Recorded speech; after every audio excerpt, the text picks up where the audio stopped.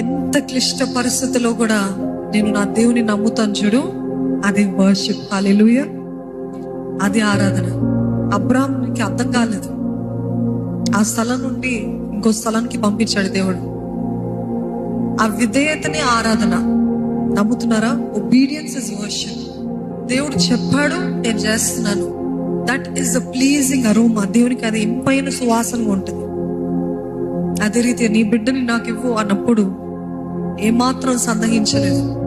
అందుకనే పౌలు భక్తుడు రాస్తాడు, అబ్రహాం ఆరాధించాడంటే పాటలు పాడాడను, ఆరాధించాడంటే తన బిడ్డని కూడా సహితము లెక్క చేయకుండా ధారాళంగా ఇవ్వడానికి సిద్ధపడ్డాడు. చూడండి, అది ఆరాధన అంటారు. ఈరోజు ఆరాధన అంటే చాలా మందికి చాలా రకాలుగా ఉంటాయి, కానీ ఆరాధన అంటే మొదటిగా విధేయత. ఆమేన్. ఎంతమంది అంగీకరిస్తారు?